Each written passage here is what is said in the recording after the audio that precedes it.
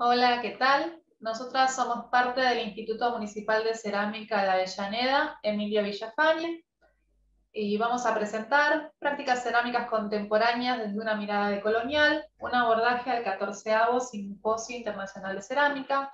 Mi nombre es Sol Macera y junto a Marianela Gotero somos profesoras del instituto en las materias Historia de las Artes Visuales 3 e Historia de la Cerámica y Proyecto de Análisis que se dan en conjunto. Hola, mi nombre es Cecilia Ojeda, soy coordinadora de extensión cultural del instituto. Bueno, desde el año 1967 es que funciona esta escuela. Al principio funcionó como escuela de diseño en la Casa de Cultura del municipio de la ciudad de Avellaneda, y a partir del 82 se inicia este proyecto pedagógico que hoy tiene una tecnicatura en cerámica y tiene un profesorado en artes visuales con orientación cerámica. En este proyecto pedagógico se plantea que los estudiantes puedan generar herramientas para analizar el fenómeno artístico en el mundo contemporáneo. Desde el área de la coordinación de extensión cultural, es donde trabajo, se toma al simposio como parte estructural de este proyecto. Es un simposio internacional de cerámica en el que se invita a diferentes eh, hacedores del oficio de la cerámica como hacedores en el arte de la cerámica. Para nosotros este límite entre artesanía y arte se desdibuja bastante en este tipo de encuentros, en estas actividades. Los ceramistas en general siempre trabajamos como hacedores del oficio y a veces también hacemos obra de cerámica. Hay gente que se dedica más a lo que se llama arte contemporáneo en la cerámica. Una de las preguntas que nos hacíamos desde las cátedras a partir del 14º Simposio Internacional de Cerámica es cómo se realiza la selección de los artistas participantes y qué criterios se tienen en cuenta para elegir las propuestas. Bueno, un poco es esto, que se muestre la diversidad en el hacer cerámico. Las diferentes propuestas, ¿sí? que invitan a trabajar en la cerámica. Artistas emergentes, artistas con trayectoria, hacedores del oficio emergentes o con trayectoria. Conviven en esta semana de trabajo, donde todos muestran cómo abordan el material y donde sucede eso, que se desdibuja lo artesanal de cómo trabajan a la obra culminada al cierre de esta semana. Se toma en cuenta también la participación de otros referentes de la cerámica que han participado en ediciones anteriores, quienes sugieren a estos artistas, y también se hace una revisión de lo que tenemos dentro de la colección de obra cerámica contemporánea en la escuela. También, bueno, una de las preguntas es qué propuestas de este simposio retoman, repiensan o continúan tradiciones cerámicas de pueblos originarios. Bueno, en esta revisión de la colección que se hizo a lo largo de todos estos años, el primer encuentro, este primer simposio internacional se hizo en el 93, y del 93 ahora es ver qué registros quedaron de eso, no solamente el objeto que tenemos hoy como parte de una colección, sino también todo el material de archivo que queda en fotos o en audiovisuales de esas prácticas. Lo que vimos, y después de estos 2 años de pandemia, vimos como prioridad enfatizar la participación, ¿sí? de grupos que tengan una práctica en lo cotidiano de un legado cultural, en el que hoy habita el territorio. Hay muchas prácticas que llamamos como prácticas de la cerámica de pueblos originarios, cuando los pueblos son contemporáneos a nosotros. Por ejemplo, Tierra Ranquel, Juan y Nati. Juan es parte de la comunidad Ranquel, retoma las técnicas y ellos consideran que estos espacios son un espacio de visibilización, estos espacios de encuentro son espacios de visibilización y de sociabilización también de estas prácticas.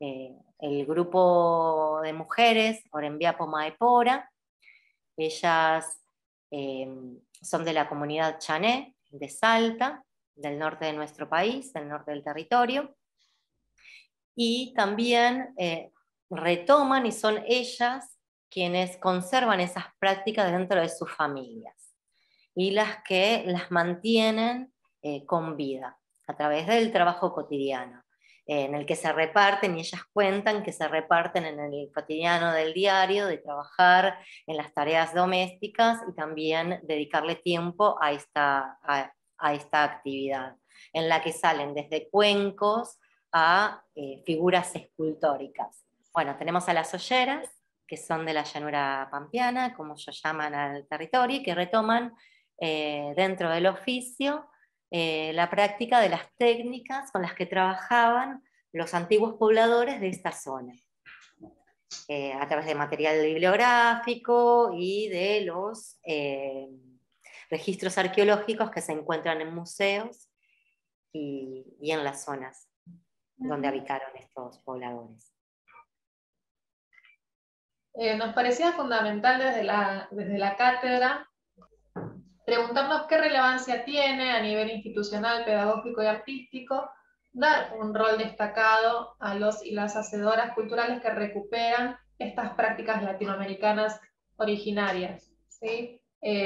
Lo planteamos como un ejercicio de cátedra hacia nuestros estudiantes y en ese diálogo pudimos ver que es fundamental para poder revisar qué lugar se les da a estas producciones en estos niveles, ¿no? En el institucional, pedagógico, artístico, qué lugar se le da en los libros de historia del arte, qué lugar se le da en el Museo de Bellas Artes, qué lugar se le da en el Museo de la Escuela a estas producciones.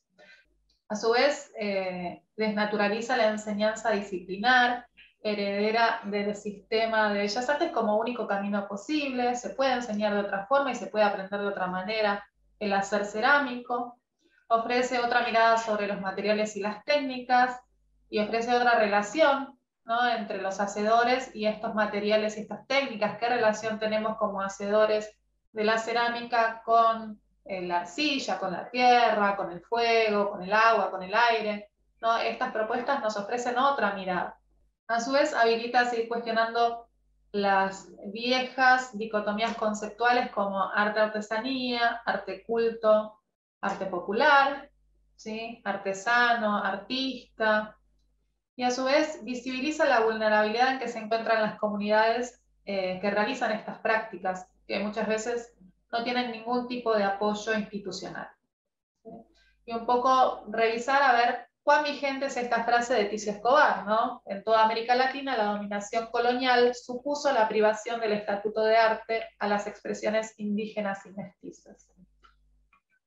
Invitamos a reflexionar a nuestros estudiantes sobre estas prácticas a través de tener en cuenta estas categorías: arte, artesanía, genio, artesano, artesana, sistema de bellas artes.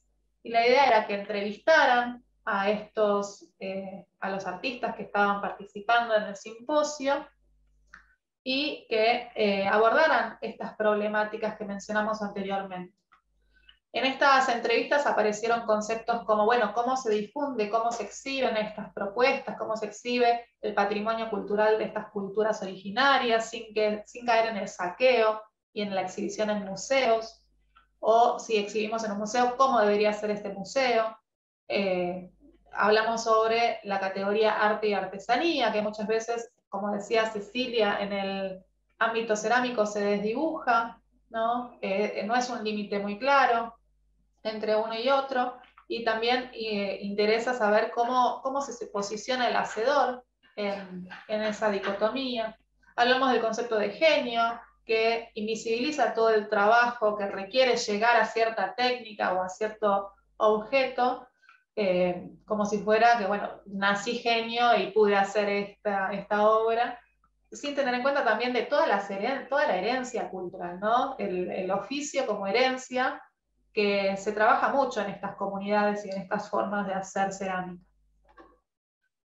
Hablamos también sobre las disciplinas que se incluyen en las bellas artes y bueno, cuál es el rol de la cerámica en, en estas disciplinas, si sigue vigente este concepto.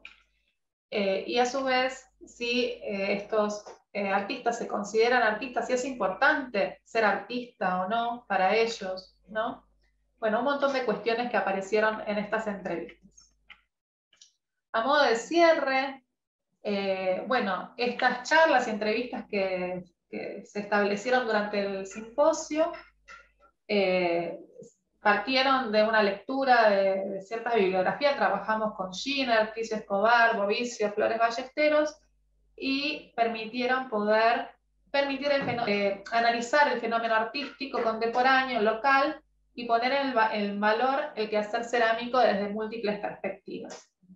A su vez, este encuentro cerámico incentivó en los estudiantes la tarea de poner en tensión el binomio que desde una mirada eurocéntrica y colonial sitúa en oposición al arte y la artesanía. Por eso nos resultó muy útil tomar el simposio como estudio de caso para las cátedras, que nos posicionamos desde una mirada, desde un enfoque latinoamericanista y decolonial. Agradecemos muchísimo a Cecilia por su colaboración y la participación en este trabajo. Bueno, mi agradecimiento hacia ustedes por permitirme ser parte de esto y seguir trabajando juntas a futuro. Muchas gracias.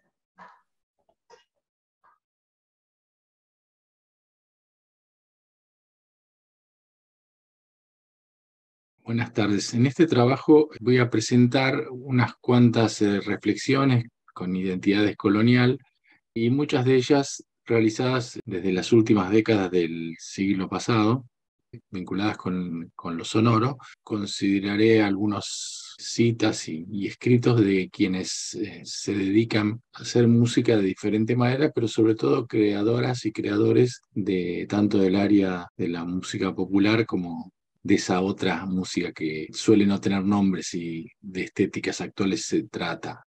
Estos temas están más que resueltos, están puestos sobre la mesa como para plantear discusiones, pero es plantear una posición, un espíritu crítico desde un punto de vista descolonial, necesario para llevar adelante las actividades, al menos en este caso, como que vamos a hablar relacionadas con lo sonoro, como la creación, la interpretación, la docencia, la investigación y fundamentalmente la escucha. Otra idea que también me gustaría dejar sentada aquí es la importancia de descolonizar el hecho musical en todos sus aspectos y variantes para evitar el uso como herramienta de neocolonización. Para este tema, una cita de Cory Unazgaronian, compositor, musicólogo. La música es algo que, al menos desde que se comenzó a registrar y desde que existe la radio, entre otras cuestiones, que de alguna u otra forma la consumen casi todas las personas, principalmente tratándose de zona urbana. Y como tal, puede ser, y en general ha sido, y creo que lo sigue siendo, una herramienta bastante importante de dominación. Me gustaría también presentar algunas citas del compositor de música popular e intérprete de música popular, Rubén Olivera, en un artículo publicado en 1988 que se llama La música como lenguaje de dominación.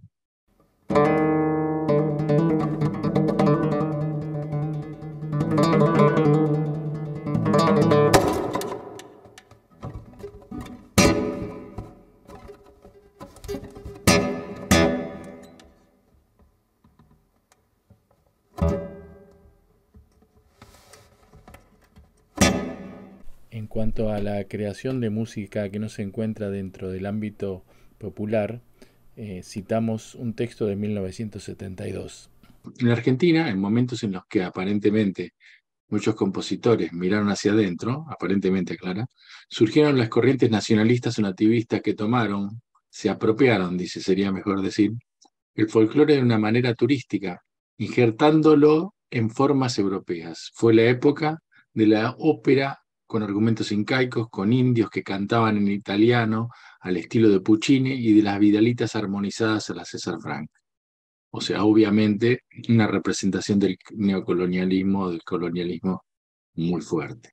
En esta misma dirección, en 1945, Juan Carlos Paz escribe acerca de un compositor alemán migrado a Brasil, Kölreuter, a favor de él, dice, el que hasta entonces practicara el compositor nativo, hasta la aparición de este Kölreuter, que fue después maestro de muchos compositores, de muchos creadores del Brasil, muellemente columbiado por fáciles folclorismos, costumbrismos, espíritus de imitación e inauditas orgías de colorido instrumental y de selváticas onomatopeyas, planeando sobre un terreno de lacrimosa sentimentalidad.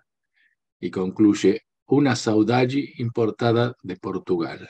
Relacionado con este tema y como contrapuesto a esto de seguir haciendo música centroeuropea con pretendidas injerciones locales, Mariano Etkin dice algo que lo voy a relacionar seguidamente con una música. Tal vez la interrupción sea la marca más profunda de América, latina o no, de la que puede derivarse, para bien y para mal, el arraigado sentimiento siempre latente de un posible recomenzar desde cero.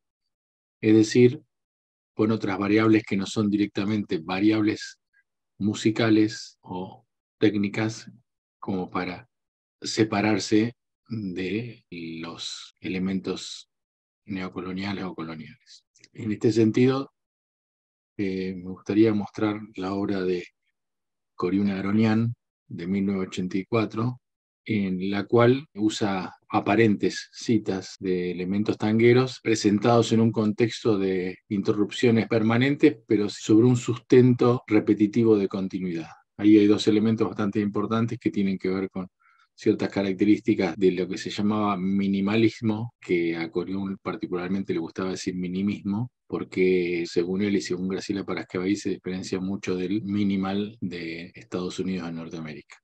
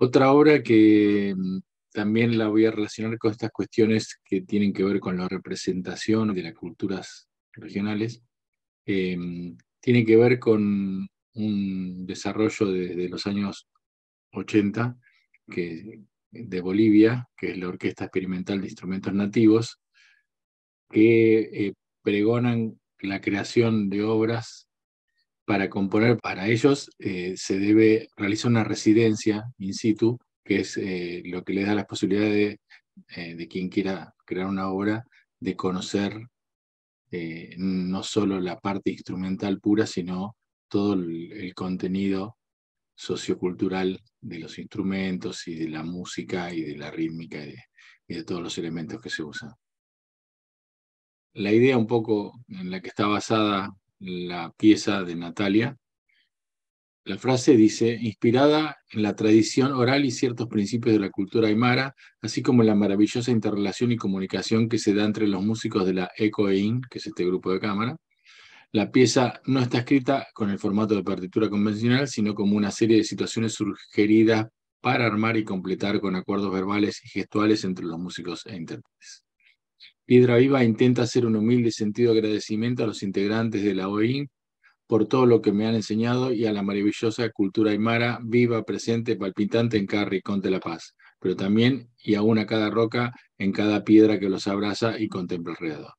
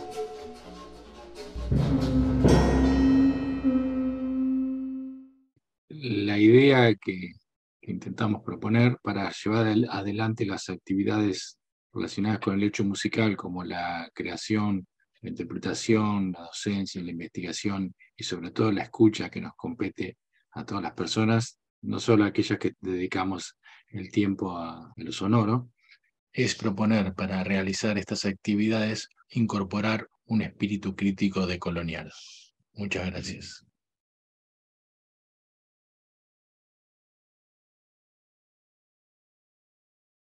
Hola a todos, todas y todes. Aquí estamos presentando un trabajo en este segundo Simposio Internacional de Arte y Descolonialidad desde el proyecto PIACID, Cerámica Expandida, Conceptualización Disciplinar, Prácticas y Producciones Contemporáneas, Aportes y Experiencias Pedagógicas en la UNA, parte 2, proyecto que tengo el honor de dirigir, que acredita en el Instituto de Investigación de Artes Visuales del Departamento de Artes Visuales de la UNA. Integrantes de este equipo de investigación son Anabel González Alonso y Sol Macera, quienes se van a presentar. Bien. Mi nombre es Anabel González Alonso, formo parte del equipo de investigación, trabajo en la cátedra óleo de la UNA, en taller cerámico 2, 3 y 4, y formo parte de la especialización en cerámica gráfica, también en el mismo departamento. Hola, yo soy Sol Macera, yo soy profesora en el Instituto Municipal de Cerámica de Avellaneda, Emilio Villafañe, y también soy parte de la cátedra Producción de Textos A de la Facultad de Artes de la Universidad Nacional de La Plata, donde se radica el proyecto de investigación PIBA América Herida. El trabajo que estamos presentando hoy en este simposio se llama Descolonizar la disciplina, prácticas pedagógicas en diálogo a partir del concepto de cerámica expandida. Entonces, lo que nos proponemos es repensar la disciplina y trabajar desde este diálogo que habilita este proyecto de investigación en relación a las prácticas pedagógicas que desarrollamos en el Departamento de Artes Visuales de la UNA y en el IMCA, en el Instituto Municipal de Cerámica de Avellaneda, Emilio Villafañe. Este concepto que nosotras venimos trabajando de cerámica expandida en las dos instituciones, que es un concepto que nos aúna, justamente propone indagar sobre esta necesidad de revisar las estructuras disciplinares históricas. incorporar el concepto de indisciplina, que lo tomamos de Rancière y a su vez de Duarte Loza, como un nuevo espacio de creación donde se pueden producir determinadas prácticas que tienen que ver más con las acciones experimentales. Eso es una cuestión nueva dentro de este concepto de cerámica expandida. Entonces, descolonizar la tradición histórica que implica la formación desde y en el oficio cerámico como único camino del ser ceramista es uno de nuestros objetivos fundamentales, yo diría, en ambas instituciones, al menos desde los lugares donde nosotras estamos trabajando. Sí, pensar como la técnica y el oficio como la única forma de conocer y la única forma de acercarse al conocimiento es algo que justamente nos lleva a lugares previsibles. Ha llevado a que la tradición se mantenga y se base justamente la enseñanza del oficio en justamente este tipo de imágenes que arriban siempre como a los mismos lugares. Entonces lo que proponemos es romper con eso, abrir, expandir un poquito el horizonte y pensar qué otras alternativas hay a ese tipo de enseñanza. Y teniendo en cuenta que trabajamos en instituciones muy diferentes, con objetivos muy diferentes, y bueno, ¿cómo se da esta práctica pedagógica en ambos espacios, pensando justamente de dónde parten nuestros estudiantes y hacia dónde quieren ir? Bueno, acá es importante esta imagen y esta cita de Catherine Walsh de 2005, que dice: pensar en un giro, o mejor dicho, un vuelco decolonial en torno al conocimiento y a la educación, requiere tomar con seriedad tanto las contribuciones como las implicaciones de historias locales y de epistemologías negadas, marginadas y subalternizadas. Eso para nosotros es fundamental, ¿no? Trabajar con los contextos de las personas, con el tema del estar situados en un determinado contexto. Me parece que es importante para poder alejarnos de cosas impuestas que devienen de la tradición disciplinar histórica occidental, que nos viene desde la colonia en adelante, ¿no? Desde la conquista en adelante. Sí, pensar en la formación de las escuelas nacionales de cerámica y cómo fue ese devenir histórico y cómo concluye en esta como cristalización de ciertos saberes que hay que manejar y que no, y la negación de otros, ¿no? Pensar en esta posibilidad que nos da de colonizar la disciplina, en la posibilidad justamente de abrir y establecer un diálogo de saberes. El saber no está situado solamente en la academia o en el oficio o en el artesano específicamente con determinadas características, sino que el saber lo podemos construir entre todos, todas y todes en el encuentro pedagógico. Una de las preguntas que nosotras nos hacemos es esta: ¿de qué manera la deconstrucción de la disciplina se constituye en un acto decolonial? Bueno, esta imagen es de la materia alfarería de tercer año, en donde la profesora es Eugenia Braconi en el INCAEB, y tienen como ejercicio a lo largo del año hacer una pieza en alfarería de gran formato a través del encastre. O sea, es un trabajo que requiere mucho conocimiento del oficio cerámico, y es un trabajo que implica muchísimas horas en los estudiantes, y la propuesta de Eugenia fue a fin de año, una vez que el encastre estaba realizado, la obra estaba concluida, no hornearlo y destruirlo, hacer un acto performático en donde la pieza era tirada, como vemos en la segunda imagen, y destruida, ¿no? Entonces, bueno, acá vemos justamente un desarrollo de un trabajo que parte de la tradición disciplinar, ¿sí? de la tradición alfarera, pero, digamos, explorando otra mirada, otra faceta, bueno, ¿cuál es el objetivo de este trabajo? ¿Sí? ¿El objetivo es que yo me quede con un objeto finalizado o es la experiencia, es el proceso? Otra de las preguntas que nos hacemos es esta: nosotras como docentes, ¿logramos ubicarnos en el lugar de la no verdad y construir desde el diálogo un proceso de aprendizaje experiencial y experimental? ¿Dónde se ubica el conocimiento y cómo el hacer con otros, en esta acción que tiene que ver con la intervención de una gran placa colectiva, en la que se desarrollan técnicas de transferencia y demás, pero lo que entra en juego es justamente ese vínculo en la composición y en la conformación de imágenes propias, apropiadas, en diálogo con el otro. Y como última pregunta, a pesar de que nos hacemos muchísimas preguntas más en este trabajo, proponemos esta última pregunta, que es ¿cómo nos vinculamos en las instituciones educativas en torno al concepto del oficio?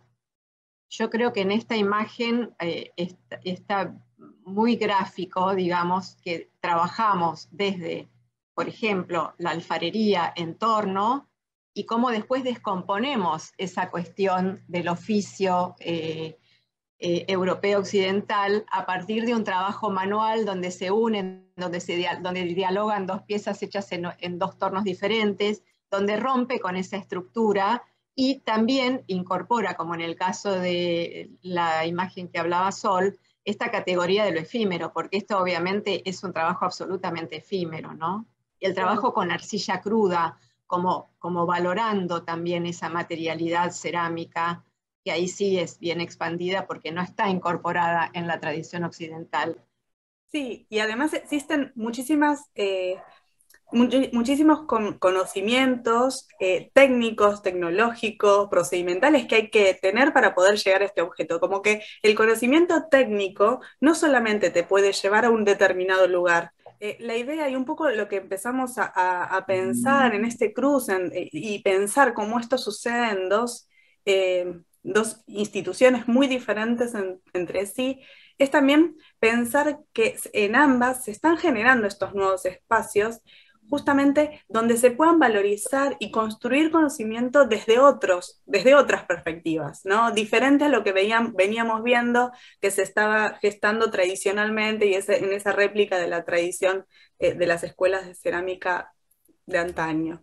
Y justamente eso tiene que ver con romper esos límites disciplinares, esos vínculos entre distintas asignaturas, incorporar conocimiento más bien del abordaje de lo teórico a los propios talleres, realizar investigación. Bueno, justamente todo eso apunta a poder darle la palabra al estudiante, al que está del otro lado, poder como hacer esa circulación posible para que se generen nuevos conocimientos y que el conocimiento sea propio y apropiado, como se plantea el conocimiento como creación, ¿no? El conocimiento que se crea a partir de desarrollar determinadas experiencias. Bueno, esta imagen es de Natalia Quinteros, y es muy interesante el trabajo porque justamente en consonancia con lo que decíamos anteriormente, es un trabajo que realizó en artes combinadas, en la parte en donde hacemos acciones performáticas y con la materia metodología de la investigación. Entonces, bueno, hubo un ida y vuelta entre su investigación teórica y sus acciones performáticas, el registro de estas acciones, y genuinamente se fue dando este diálogo, habilitando la interdisciplinariedad, en este caso desde lo teórico y desde lo práctico, y construyendo su vivencia del cuerpo, de su cuerpo femenino. Habilitar estos cruces justamente nos permite fomentar este discurso propio, esta imagen propia, esta exploración matérica propia, por fuera de lo que se espera que uno tenga que hacer con la barbotina o con la arcilla, ¿no? En este caso, bueno, es una imagen de un trabajo de investigación dentro del Taller Cerámico 4 de Débora Vicente, donde ella trabajó pastas combinadas con yeso, con cemento, fundentes, colores, colorantes, óxidos colorantes, pigmentos, y trabajó desde un lugar muy experimental, incluyendo estas nuevas pastas a piezas construidas tradicionalmente en el torno que después se fueron deformando. La cuestión de qué, digamos, cómo el uso de las herramientas o el uso de determinadas características, de las determinadas características que tiene un material, por ejemplo acá en el caso del yeso, que fragúa, que habitualmente está pensado como subsidiario de la cerámica en torno al hacer moldes. En este caso el molde pasaría a ser la cáscara de la mandarina, y el yeso lo que contiene ese positivo, ¿no? Lo que conforma ese positivo, que al ser un material cerámico también lo podemos contemplar en esta perspectiva. Bueno, yo creo que como para ir terminando esta presentación, acá estamos mostrando una entrega final de Martín Hermida, que fue un alumno de Taller Cerámico 4, del Departamento de Artes Visuales de la UNA, que queríamos ponerla porque un poco simboliza o tiene que ver con algo que se está diluyendo, que está apareciendo otra cuestión. Hay una figura clásica, hay un mapa de Argentina, hay una imagen del Congreso, es decir, en el sentido de diluir, de fundir desde lo clásico, ir a lo más contemporáneo. Para nosotros es una propuesta interesante, y sobre todo este diálogo que se hace entre dos instituciones tan diversas dentro de un mismo proyecto de investigación. Como para cerrar, decimos esto: nos encontramos tratando de construir un espacio para la enseñanza de la cerámica que no esté sometida a la hegemonía única de la disciplina artística occidental. Situarnos. Claro. Hay otras miradas y otras situaciones. Gracias. Gracias.